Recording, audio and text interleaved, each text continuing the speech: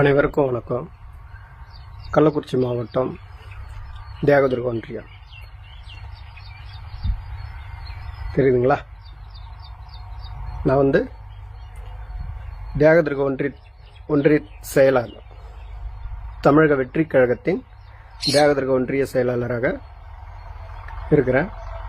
நான் தமிழக வெற்றி கழகத்தில் கிட்டத்தட்ட ஒரு 15 வருஷமாக இருக்கிறேன். 2011 மக்கள் இயக்கமாக இருக்கும்போது ஜாயின் பண்ணேன். அப்போலேருந்து இது வரைக்கும் நான் தமிழக வெற்றி கழகத்தில் தான் இருந்துட்டு இருக்கிறேன். இந்த காணொலி எதுக்குன்னு பார்த்தீங்கன்னா, எங்கள் தளபதி அவர்கள் நேற்று அந்த கரூர் சம்பவத்தை மையப்படுத்தி ஒரு வீடியோ போட்டிருந்தார். அவர் பேசின மாரி பொறுப்பற்ற பேச்சுங்க. உண்மையிலே சொல்கிறேன், ஒரு பொறுப்பற்ற பேச்சு. துளியும் நியாயம் கிடையாது, மக்கள் மீது எந்த அக்கறையும் கிடையாது. ஏன் அப்படி சொல்றீங்க அப்படின்னு கேட்டீங்கன்னா, ஒரு கலவரத்தை மூட்டுற மாரி அவரோட பேச்சு அமைஞ்சிருக்கு. கடைசியா சொல்றாரு, என்ன வேணா பண்ணுங்க, என்ன வேணா பண்ணுங்க, நான் இங்க தான் இருப்பேன், முடிஞ்ச என்ன பண்ணி பாருங்க, கைது பண்ணி பாருங்க அப்படிங்கிற மாரி ஒரு டோன்ல பேசுறாரு. அப்ப இது என்ன தெரியுமா, ஒரு கலவரத்தை தூண்டுற மாரி இருக்கு. அவரு திருமாவளவன் சார் சொல்லியிருக்காரு, ஒரு கலவரத்தை உண்டு பண்ண ரவுடி போதும், ஆனா கலவரத்தை கட்டுப்படுத்துறதுக்கு ஒரு தலைவன் தேவைன்னு சொல்றாரு. அந்த தலைமை பண்பு துளியும் அவர்கிட்ட இல்லை. எனக்கு அது மீது ரொம்ப வருத்தமாவே இருக்கு. இன்னொன்னு, அந்த சம்பவத்துக்கு இவருக்கு சம்பந்தமே இல்லாத மாதிரி பேசுறாரு. அதுல நானும் ஒரு காரணமா இருந்திருக்கலாம், இந்த மாரி தவறுகள் இனிமே நடைபெறாம நான் பாக்குறேன், இந்த மாரி தவறுகள் இனிமே நடக்கக்கூடாது, அதுக்கான முன் ஏற்பாடுகள் என்னவோ அதை எல்லாமே நான் செய்யறேன் அப்படின்னு ஒரு இடத்துல கூடமே மென்ஷன் பண்ண மாட்டேங்கிறாரு. எங்கிருந்து அவருக்கு இவ்வளவு தைரியம் வந்ததுன்னு தெரியல, யாருனால இந்த தைரியத்துல பேசுறாருன்னு தெரியல. என்ன முடிஞ்சா கைது பண்ணி பாருங்க அப்படிங்கிற மாரி. அன்னைக்கு தலைவா படம் ரிலீஸ் ஆகாம தாமதம் ஏற்படுது. அன்னைக்கு சிஎம் இருந்தவங்க திரு செல்வி ஜெயலலிதா அவங்கள பாக்குறதுக்கு கோடைநாடு போறாரு, அனுமதி இல்லை, ஒரு 2 கேட்டுல நின்னுறாரு.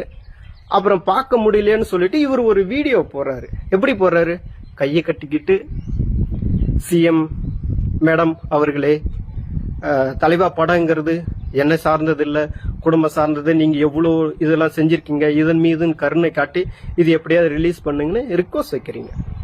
ஏன் சார் அன்னைக்கு எங்க சார் போச்சு இந்த வீரம்? அன்னைக்கே பேசிருக்கலாம்ல, நீங்க படத்தை ரிலீஸ் பண்ணுங்க, பண்ணாம விடுங்க, நான் என்ன பண்றேன் பாருன்னு நீங்க பேசுறீங்களா? பேசல. ஓகே, அதை முடிச்சிட்டீங்க.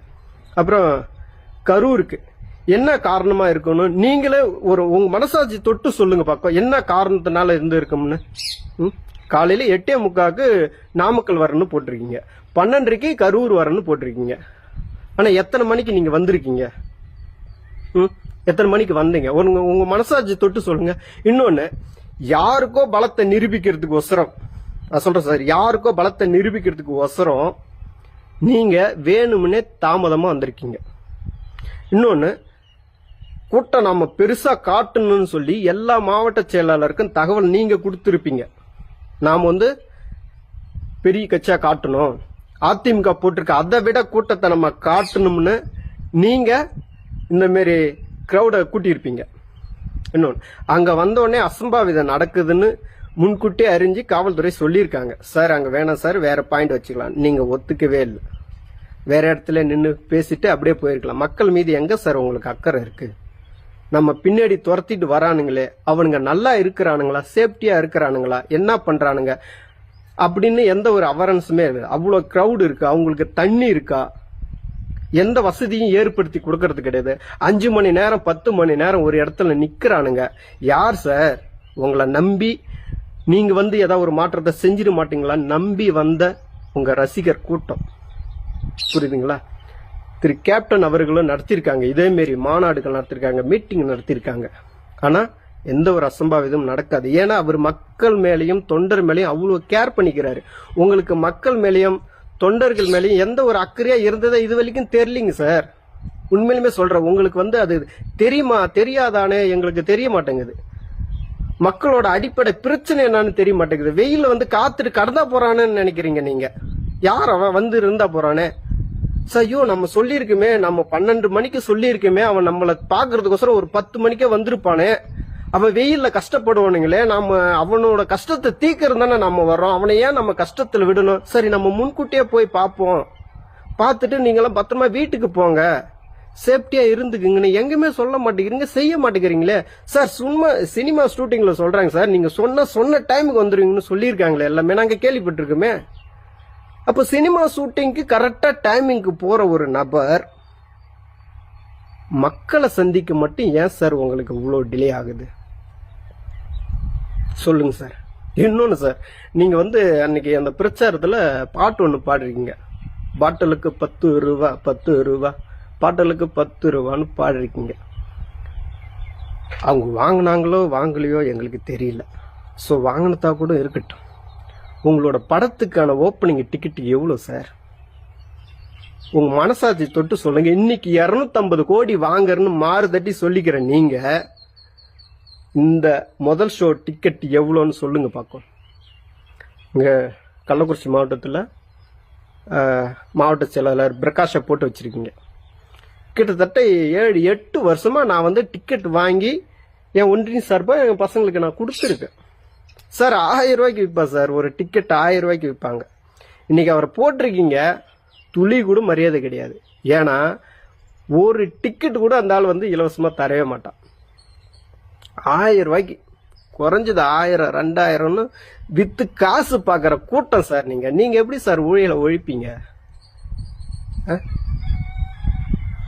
நல்லா இல்ல சார், எவனுமே ஒழிக்கமானவன் கிடையாது. இன்னைக்கு கட்சியில போஸ்டிங் போட்டுட்டு இருக்கிறானுங்க, அத்தனை பேத்துக்கிட்டுமே ஒரு சின்ன போஸ்டிங்கன்னா 2 லட்சம் 3 லட்சம் 5 லட்சம்னு வசூல் பண்ணி வாரி குமிச்சிட்டு இருக்கிறானுங்க. பணம் தான் சார், ஓப்பனா சொல்றேன். வேற பரணி பாலாஜி அந்த ஆளு, அவர்கிட்ட போய் கேட்குறோம், இந்த மாதிரி உழைச்சவங்க இருக்கிறாங்க, அவங்களுக்கெல்லாம் கொடுக்கணும். உழைப்பு யாருக்கே வேணும்? உழைக்கிறவங்களாம் வேணாம், பணம் இருக்கா? பணம் இருந்தா பதவி. உழைக்க ஒன்று மாரி 1000 பேர் இருக்கிறானுங்க, உழைக்கிறவனுக்கு தேவை கிடையாது, பணம் வச்சிருக்கோம்னா சொல்லுங்க அப்படிங்கிறாரு அவரு. இதுக்கெல்லாம் எங்கிருந்து தைரியம் வருது இவங்களுக்கெல்லாம் இந்த மாதிரி வாங்குறதுக்குன்னு பார்த்தா, இதுக்கு முழுக்க முழுக்க ஒரே ஆள் ஆனந்த் தான். ஆனந்த், புஷி ஆனந்த். அவர் கொடுக்கிற தைரியத்தினாலதான் பரணி பாலாஜி பேசுறாரு, பிரகாஷ் வசூல் பண்ணி தர்றாரு. நல்லா தெரிஞ்சுக்க, இந்த குரூப்பை வச்சுக்கிட்டு நீங்க ஒண்ணுமே பண்ண முடியாது. எல்லாமே திருட்டு பயலுவ, காசு காசு காசு காசுன்னு அலையிறானுங்க, ஒரு ஒழுக்கம் கிடையாது. நான் விக்கிரவண்டி மாநாட்டிலே பார்த்தேன், நான் பக்கத்துல தான் இருந்தேன். எனக்கு அப்பவே அவ்வளோ பயமாச்சு. கிட்டத்தட்ட நானும் ஆர்வ கோளாறுல ஒரு 7-8 மணிக்கெல்லாம் உள்ள போயிட்டேன். உள்ள போய் 6 மணி வரைக்கும் சாயந்தரம் நீங்க வந்துட்டு போற வரைக்கும் அந்த இடத்த விட்டு அசைய முடியல என்னால. கூட்டத்தை தப்பு சொல்லல சார், நான் உங்களுக்கு நல்ல கூட்டம் வருது சார், நல்ல கூட்டம் வருது. ஆனா எந்த ஒரு முன் ஏற்பாடுமே இருக்க மாட்டேங்குது. எனக்குலாம் அன்னைக்கெல்லாம் பயம். அன்னைக்கு நீங்க பேசிட்டு இருக்கும் போதெல்லாம் முன்னாடி இருக்கிற பேரிகார்டு, அந்த ஸ்பீக்கரு எல்லாத்திலயும் மேல ஏறிக்கிட்டு தொங்குறானுங்க. அப்படியே இந்த பக்கம் அந்த பக்கம் அப்படியே சாயுது. அன்னைக்கே எனக்கு உசுறு பயம்லாம் நிறைய வந்துச்சு சார். யாரையும் நம்ம குத்தம் சொல்லக்கூடாது சார். நம்ம என்ன இருக்கிறோம், எந்த இடத்துல இருக்கிறோம், அது சேஃப்டியா இருக்கா, வரவங்க யாரு நம்மள நம்பி வராங்க, அவங்க சேஃப்டியா போகணும் அப்படிங்கிற ஒரு அக்கறை நீங்க பண்ணுங்க. இதுக்கு மேலேயும் இந்த மாதிரி தவறுகள் எங்குமே நடக்கக்கூடாது. முதல்ல யாருமே குறை சொல்றதை நிப்பாட்டுங்க, நம்ம கிட்ட இருக்கிற தவறுகளை திருத்திக்க பாருங்க. நான் இன்னொன்னு இது காட்டுறது காரணம் என்னன்னா, இனிமே நான் இந்த கட்சியில தயவு செய்து இருக்கவே மாட்டேன். எனக்கு எந்த ஒரு போஸ்டிங்கும் வேணாம், எனக்கு கட்சியும் வேணாம், எனக்கான தலைவரே நீங்க கிடையாது. நான் அம்பேத்கர் பெரியார்லாம் வச்சுட்டீங்கன்னே நான் ரொம்ப ஆசைப்பட்டேன். அடுத்து நம்மளுக்கு ஒரு தலைவன் கிடைச்சிட்டான், இதெல்லாம் பேசி நம்மளுக்கான ஒரு தலைவர் கிடைச்சிட்டாருன்னு நாங்கள் நினைச்சோம். அப்படி எதுவுமே கிடையாது. அம்பேத்கர் பெரியார் பத்தி ஒரு எல்லளவு கூட உங்களுக்கு தெரியுதா, இல்ல செயல்படுத்த முடியலையா என்னன்னு தெரியல. பேருக்கு மட்டும் போட்டோ வச்சிருக்கீங்க, ஆனா உங்களோட கொள்கையை ஒரு எல்லளவு கூட நீங்க கடைபிடிக்கவே மாட்டேங்கிறீங்க. அதனால எனக்கு இந்த கட்சியும் வேண்டாம், இந்த பதவியும் வேண்டாம், நீங்களும் வேண்டாம். உங்களுக்கு தமிழ்நாட்டை ஆள்றதுக்கு எந்த தகுதியுமே இல்லை. நான் சொல்லுவேன். ஏன்னா மக்கள் மீது எந்த ஒரு அக்கறையும் கிடையாது, மக்கள் மீது எந்த ஒரு நேசமும் கிடையாது. உங்களை நம்பி தமிழ்நாட்டு மக்கள் இந்த தமிழ்நாட்டை ஒப்படைச்சாலுமே அது சரியா இருக்காது. அது இதை விட அகல பாதாளத்தில் தான் போய் விடும். நீங்க நினைச்சுக்கிங்க.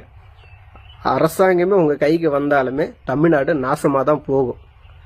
நீங்க உங்க பின்னாடி இருக்கிற ஒரு கூட்டத்தை ஒழுங்குபடுத்துங்க, கண்ணியமா நடந்துக்குங்க, உங்க ரசிகரை முதல்ல நீங்க பாதுகாத்துக்குங்க, மக்களுக்கான நன்மதிப்பை வளர்த்துக்குங்க, மக்களுக்காக உழைங்க. ஃபர்ஸ்ட் நடிக்காதீங்க, மக்களுக்காக உழைங்க. நன்றி, வணக்கம்.